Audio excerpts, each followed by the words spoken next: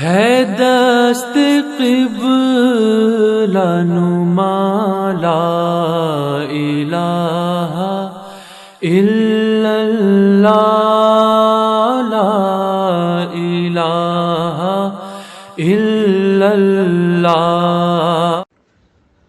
اعوذ باللہ من الشیطان الرجیم، بسم اللہ الرحمن الرحیم۔ ناظرین السلام علیکم ورحمۃ اللہ وبرکاتہ۔ سید المرسلین خاتم النبیین رحمت للعالمین سرکار دو عالم سرور کائنات حضرت محمد صلی اللہ علیہ وآلہ وسلم کا فرمان ہے کہ سنو کہ میں تمہارے لیے دو چیزیں چھوڑ کے جا رہا ہوں، قرآن اور میری سنت۔ اگر تم نے ان کی پیروی کی تو کبھی بھی گمراہ نہیں ہوگے۔ تو ناظرین، یہ ہمارے دیوبند جو مسلمان اپنے آپ کو کہتے ہیں، ان کے عالم علامہ خالد محمود صاحب دیوبندی وہ نصیحت کرتے ہیں اور نسخہ اپنے طلباء کو بتا رہے ہیں کہ احمدیوں کے ساتھ کبھی بھی قرآن اور احادیث سے اب آپ نے بات نہیں کرنی۔ آپ کی خدمت میں ان کی ویڈیو پیش کرتا ہوں، تو اس سے پہلے ہم دیکھتے ہیں کہ قرآن پاک میں اللہ تعالیٰ کیا فرماتا ہے۔ رسول کریم صلی اللہ علیہ وآلہ وسلم نے ساری زندگی قرآن پاک سے کافروں کو مسلمان بنایا، اور یہ ہمارے غیر احمدی علماء اپنے طالب علموں کو یہ سمجھاتے ہیں کہ آپ نے جب بھی بات کرنی ہے تو قرآن اور احادیث سے بات نہیں کرنی آپ نے احمدی دوستوں سے، ورنہ پھنس جاؤ گے۔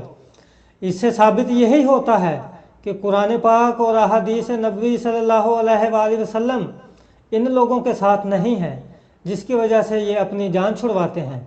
خدا تعالیٰ تو قرآن پاک میں فرماتا ہے کہ سب سے بڑا جہاد جو ہے وہ آپ قرآن کے ذریعے سے کریں۔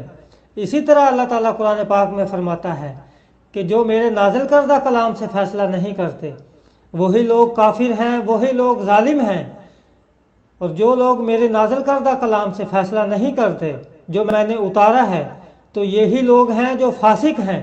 اور اب آپ سنیں کہ مولوی صاحب کیا بیان دیتے ہیں۔ میرے پاس ایک نسخہ ہے چھوٹا سا، لیکن ہے بڑا کارگر، کہ اپنے عوام کو قرآن حدیث کے مباحث میں نہ ڈالیں۔ قرآن حدیث کے جو علمی بحثیں ہیں اس سے پار وہی ہو سکتا ہے، اس سے پار وہی ہو سکتا ہے جس سے پہلے کبھی اس سمندر کو عبور کیا، عام آدمی سے نہیں ہو سکتا۔ اور یہ لوگ قرآن حدیث کا حوالہ دے کر فوراً اپنے موضوع کی طرف لے جاتے ہیں۔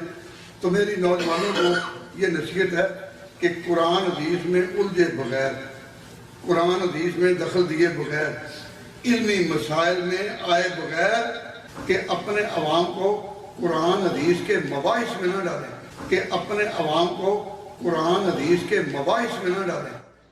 نبی کریم صلی اللہ علیہ وآلہ وسلم نے ساری زندگی قرآن کے مطابق فیصلہ کیا، اور انہوں نے اپنی امت کو نصیحت بھی کی، جو کہ آخری خطبہ کے کچھ الفاظ ہیں کہ میں تمہارے لیے دو چیزیں چھوڑ کے جا رہا ہوں، قرآن اور میری سنت۔ اگر تم نے ان کی پیروی کی تو کبھی بھی گمراہ نہیں ہوگے۔ جو کہ نبی کریم صلی اللہ علیہ وآلہ وسلم نے نصیحت کی اپنی امت کو، یہ علماء حضرات اس پر بھی عمل نہیں کرتے، اور نہ ہی قرآن پاک پر، جو کہ اللہ تعالیٰ کا کلام ہے۔ کہ جس طرح قرآن پاک میں اللہ تعالیٰ نے فرمایا کہ اگر تم نے جہاد کرنا ہے تو قرآن کے ذریعے سے کرو، اور جو میرے نازل کردہ کلام سے فیصلے نہیں کرتے وہی لوگ فاسق ہیں، اور وہی لوگ جاہل ہیں، اور وہی لوگ ظالم ہیں۔ تو پس ثابت ہوا کہ یہی وہ علماء ہیں جن کے بارے محمد عربی صلی اللہ علیہ وآلہ وسلم نے فرمایا تھا کہ یہ آسمان کے نیچے بدترین مخلوق ہوں گے، اور ان کے پاس لوگ جائیں گے علم حاصل کرنے کے لیے، مگر یہ ان کو گمراہ کریں گے۔ تو ناظرین، آپ لوگوں کو خود تحقیق کرنی چاہیے، جس طرح خدا تعالیٰ قرآن پاک میں فرماتا ہے کہ جب بھی کوئی آپ کو فاسق خبر دے تو اس کی تحقیق کر لیا کرو۔ تو ان سے آپ بھی بچیں اور اپنے آنے والی نسلوں کو بھی بچائیں۔ تو پس ثابت یہی ہوا کہ غیر احمدی علماء کے پاس جماعت احمدیہ کے بارے میں کوئی دلیل نہیں۔